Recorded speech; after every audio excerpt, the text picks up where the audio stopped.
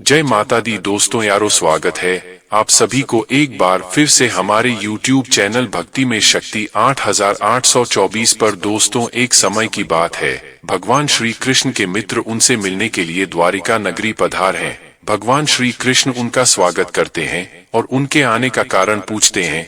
भगवान श्री कृष्ण के सखा उनसे कहते हैं, हे केशव, तुम तो सर्वज्ञ हो, सब कुछ जानते हो। आज मैं तुम्हारे पास यह जानने के उद्देश्य से आया हूँ कि मनुष्य को किन किन वृक्षों का रोपण करना चाहिए, कौन से वृक्ष भवन सामने लगाने चाहिए, किन वृक्षों का रोपण करने से दरिद्रता दूर होती है तथा शत्रु, रोग, भय, भूत, पिशाच आदि संकटों से बचने के लिए कौन से वृक्ष भवन की सीमा में लगाने चाहिए। भगवान श्री कृष्ण मुस्कुराते हुए कहते हैं, हे सखा, तुमने आज समस्त मानव जाति के कल्याण के उद्देश्य से अत्यंत महत्वपूर्ण प्रश्न किया है। इस संसार में वृक्षों का बहुत ही बड़ा योगदान है, वृक्ष सदा ही पूजनीय है, किंतु आज तुमने उचित ही प्रश्न किया है। भवन की सीमा में वृक्षों को लगाना बहुत ही शुभ फल प्रदान करता है। वृक्ष तथा पौधे भवन की सुंदरता को बढ़ाते अवश्य है, साथ ही यह वातावरण को शुद्ध रखते हैं। वृक्षों से सकारात्मक ऊर्जा का संचार होता है, जो मनुष्य के जीवन के लिए अत्यंत आवश्यक होती है।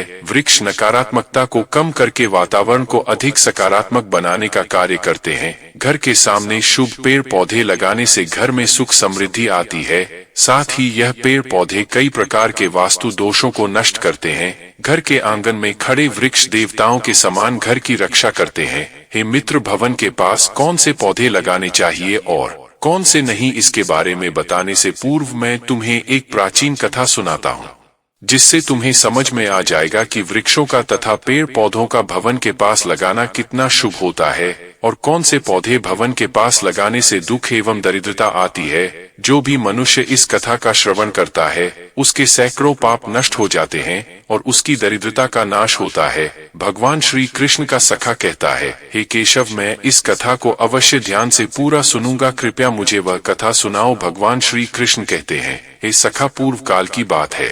मध्य देश में एक अत्यंत शोभायमान नगरी थी। उस नगरी में धनेश्वर नाम का वैश्य अपनी पत्नी सुमति के साथ निवास करता था। धनेश्वर भगवान विष्णु का भक्त था और वह नित्य भगवान विष्णु की पूजा करता था। धनेश्वर की पत्नी भी सुशील और गृह कार्य में दक्ष थी। घर में धन धान्य की कोई कमी नहीं थी। भगवान की कृपा से उसके पास सब कुछ था। इस प्रकार से अनेक दिन बीत जाने के पश्चात धनेश्वर की जो पत्नी थी, जिसका नाम सुमति था, उसने अपने आंगन में कुछ वृक्षों का रोपण किया और नित्य उन वृक्षों को जल चढ़ाकर उनकी सेवा करने लगी। किंतु धनेश्वर की पत्नी को वृक्ष रोपण का ज्ञान नहीं था। उसे जो वृक्ष प्रिय लगे उन्हीं वृक्षों का रोपण उसने किया। जो वृक्ष अशुभ होते हैं, उन्हीं वृक्षों का रोपण उसने अपने घर के आंगन में कर दिया, जिस कारण से उस वैश्य धनेश्वर को व्यापार में काफी सारा घाटा होने लगा। उसके घर में रोज कलह होने लगा, पति पत्नी में बार बार क्लेश होने लगे। उन दोनों के जीवन में अनेक कठिनाइयां आने लगी। धनेश्वर का सारा व्यापार डूब गया और उसका सारा धन भी नष्ट हो गया। अब धनेश्वर के पास अनाज भी खरीदने के लिए पैसे नहीं थे। वे भूखे ही रहने लगे, जिससे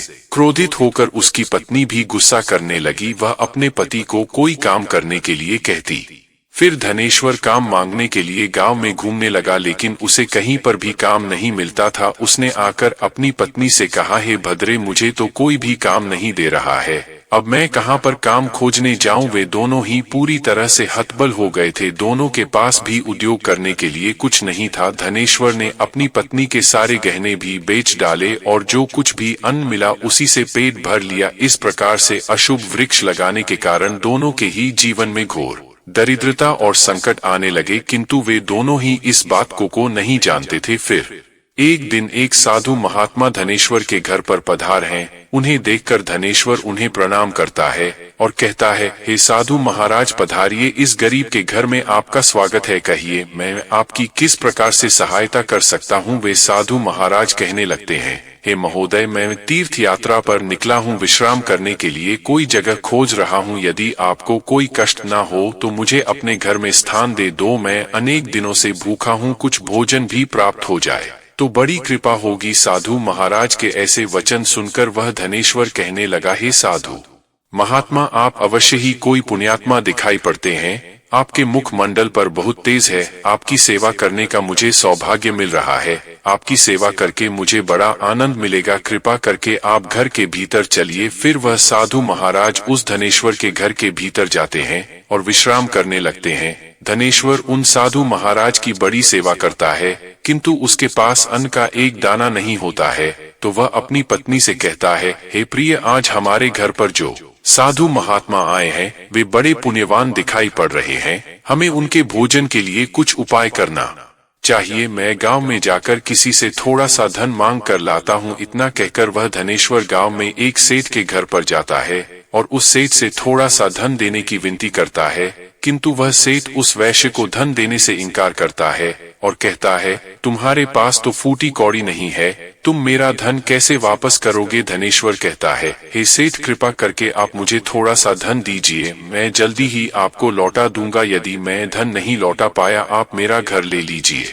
धनेश्वर की बात सुनकर उस सेठ को उस पर थोड़ी दया आती है और वह उसे धन देते हुए कहता है, हे वैश्य, यदि तुमने धन नहीं लौटाया तो तुम स्वयं ही मुझे अपना घर सौंप दो। धनेश्वर कहता है, हे सेठ, मैं वचन देता हूँ, यदि मैंने धन नहीं लौटाया तो मैं आपको मेरा घर सौंप दूंगा। फिर धनेश्वर उस सेठ से धन लेकर बाजार से दूध, चावल, सब्जी, आटा, शक्कर आदि चीजें खरीद लेता है और लौटकर अपने घर आ जाता है।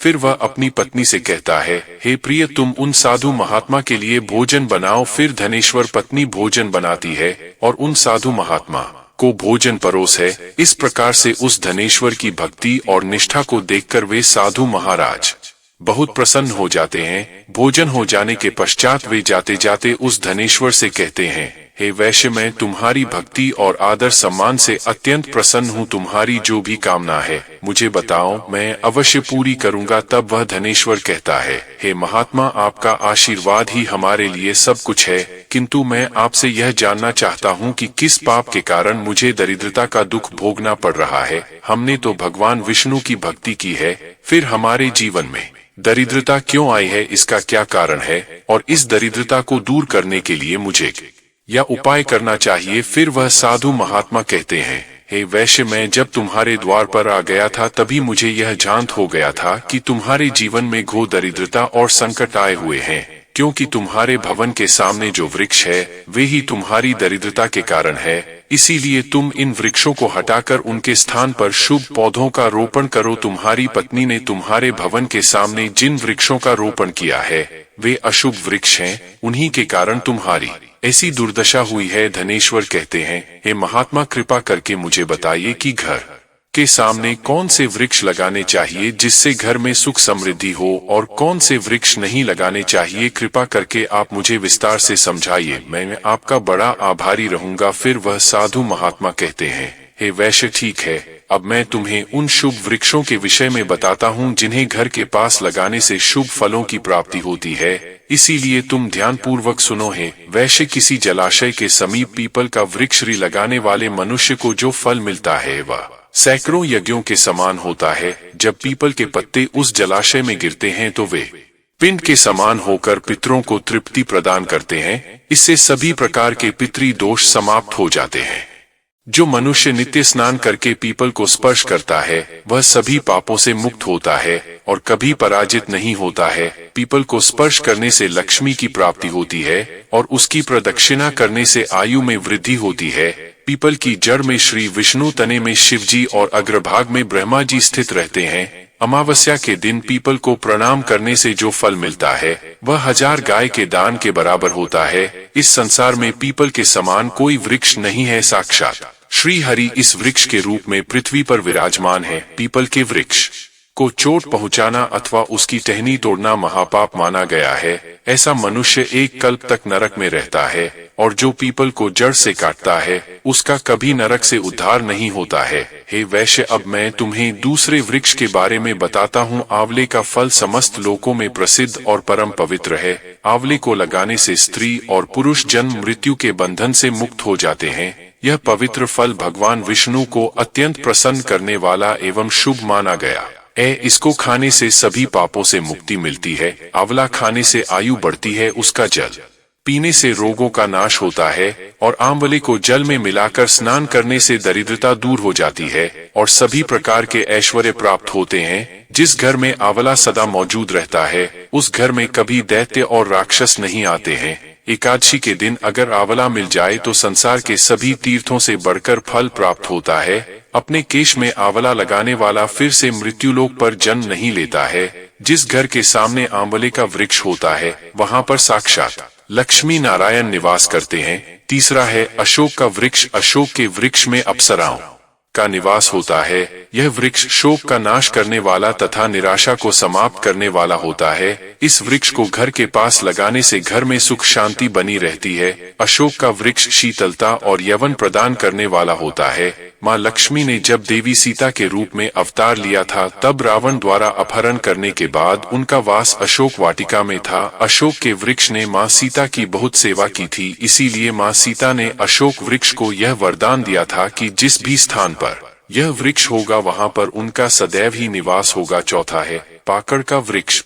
प्रत्येक मनुष्य को पाकड़ का वृक्ष अवश्य लगाना चाहिए। यह वृक्ष लगाने से जो फल मिलता है वह महायज्ञ के समान होता है। कलयुग में मनुष्य यज्ञ नहीं कर पाएंगे, इसीलिए उन्हें एक पाकड़ का वृक्ष अवश्य लगाना चाहिए। पांचवा है नियम का वृक्ष। नियम का वृक्ष लगाने से सूर्य देव प्रसन्न होते हैं।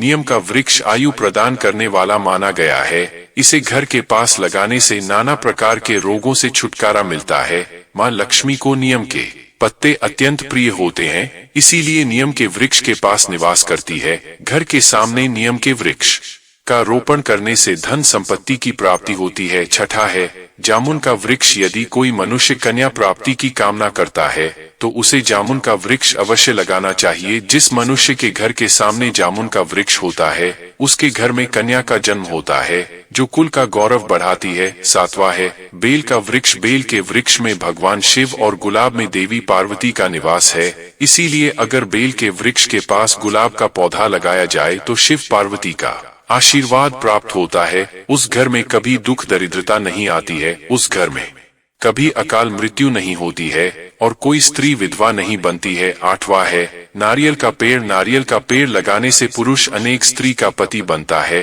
नारियल किसी भी धार्मिक अनुष्ठान का आवश्यक अंग होता है। यह अत्यंत शुभ माना जाता है। घर के आंगन में नारियल का पेड़ होने से उस घर में हमेशा शुभता होती है और उस घर के सदस्यों का समाज में बहुत मान सम्मान होता है। सुंदर पत्नी की कामना करने वाले मनुष्य को अनार का वृक्ष लगाना चाहिए। पलाश का पेड़ ब्रह्मा तेज प्रदान करता है, इसीलिए इसका रोपण अवश्य करना चाहिए। वंश वृद्धि और संतान प्राप्ति की कामना करने वाले मनुष्य को अंकोल का वृक्ष अवश्य लगाना चाहिए। अगर मनुष्य किसी बीमारी से पीड़ित है तो उसे खैर का वृक्ष लगाना चाहिए। खैर का वृक्ष लगाने से बड़े बड़े रोग नष्ट हो जाते हैं। यह वृक्ष आरोग्य प्रदान करने वाला होता है। कुंद अर्थात मोगरे के पेड़ में गंधर्व निवास करते हैं, इसीलिए इस पौधे का रोपण अपने घर के पास करने से कार्यों में सिद्ध और शुभ फलों की प्राप्ति होती है। खासकर कला के क्षेत्र में काम करने वाले लोगों को यह पौधा अवश्य लगाना चाहिए। यदि किसी मनुष्य को चोर और लुटेरों का भय सता रहा है तो उसे अपने घर के पास बेंत का वृक्ष जरूर लगाना चाहिए। यह वृक्ष चोर लुटेरों को भयभीत करता है और घर की रक्षा करता है। चंदन और कटहल के वृक्ष पुण्य और लक्ष्मी प्रदान करते हैं। इन वृक्षों का रोपण करने से दुख दरिद्रता समाप्त हो जाती है। घर की उत्तर दिशा में पाम और कनक चंपा का पौधा लगाया जाता है तो धन में वृद्धि होती है। केले का पेड़ भी बहुत शुभ होता है और यह घर में सुख समृद्धि और खुशहाली लाता है। केले के पेड़ में भगवान विष्णु का वास होता है, इसीलिए घर में केले का पेड़ होने से घर में धन की कमी नहीं होती है। हर श्रृंगार के पौधे को पारिजात भी कहा जाता है। इस पौधे की उत्पत्ति समुद्र मंथन के समय हुई थी और माँ लक्ष्मी भी समुद्र मंथन से ही प्रकट हुई है, इसीलिए पारिजात के पौधे का बहुत अधिक महत्व है। यदि इस पौधे को अपने घर पर लगाते हैं तो आपको माँ लक्ष्मी की विशेष कृपा प्राप्त होगी। मनुष्य को कभी भी ताड़ का वृक्ष नहीं लगाना चाहिए। ताड़ का वृक्ष संतान का नाश करने वाला होता है। जिस घर के पास ताड़ का वृक्ष होता है उस घर के संतानों की कभी उन्नति नहीं होती है। मनुष्य को कभी भी अपने घर के पास बहेड़ा चाहिए। इस वृक्ष पर प्रेतों का वास होता है। जो मनुष्य बड़े का वृक्ष लगाता है वह प्रेत बन जाता है। इसके नीचे बैठकर कभी पूजा पाठ भी नहीं करना चाहिए। अगर किसी मनुष्य को शत्रुओं का भय सता रहा है तो उसे केवड़े का वृक्ष लगाना चाहिए। यह शत्रुओं का नाश करने वाला होता है। घर में कभी भी ऐसे पौधे नहीं लगाने चाहिए जिनको काटने या तोड़ने पर दूध निकलता हो। घर के सामने कभी भी बबूल का पेड़ नहीं लगाना चाहिए। इसे लगाने से विपत्ति आती है। घर के सामने बेर का वृक्ष भी नहीं लगाना चाहिए। इसे लगाने से नकारात्मकता बढ़ती है, धन का नाश होता है और संकट आते हैं। किसी भी मनुष्य को अपने घर के सामने पपीते का वृक्ष नहीं लगाना चाहिए। इस वृक्ष को लगाने से धन का नाश होता है और दरिद्रता आती है। अगर पीपल का वृक्ष भवन की पूर्व दिशा में होता है तो घर में निर्धनता व्याप्त हो सकती है। वट वृक्ष घर की पश्चिम दिशा में हो तो घर में शोक का काल चिरकाल तक रहता है।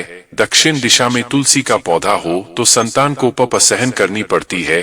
किसी भी मृत वृक्ष की छाया घर पर पड़ती है तो यह मृत्यु सूचक होता है। मृत वृक्ष को तुरंत उखाड़ देना चाहिए। वे साधु महात्मा कहते हैं, हे वैश्य, इस प्रकार से मैंने तुम्हें इन सभी शुभ और अशुभ वृक्षों के विषय में बता दिया है। इसीलिए तुम इन वृक्षों का रोपण करो और भगवान की कृपा को प्राप्त करो। वह धनेश्वर कहता है, हे महात्मा, आपने आज मुझे उत्तम ज्ञान दिया है। मैं आपका धन्यवाद करता हूँ। फिर वे साधु महात्मा धनेश्वर को आशीर्वाद देकर उस स्थान से अंतर्ध्यान हो जाते हैं। साधु महात्मा को अचानक से अदृश्य हुआ देखकर धनेश्वर और उसकी पत्नी को आश्चर्य होता है। फिर उन्हें समझ में आ जाता है कि साक्षात भगवान विष्णु ही उनके घर पर आए थे। फिर धनेश्वर उन साधु महात्मा के कहे अनुसार अपने घर के सामने अनेक शुभ वृक्षों का रोपण करता है, जिससे अचानक ही उसे बहुत सारे धन की प्राप्ति होती है और उसकी दरिद्रता दूर हो जाती है। धनेश्वर और उसकी पत्नी भगवान विष्णु का धन्यवाद करने लगते हैं।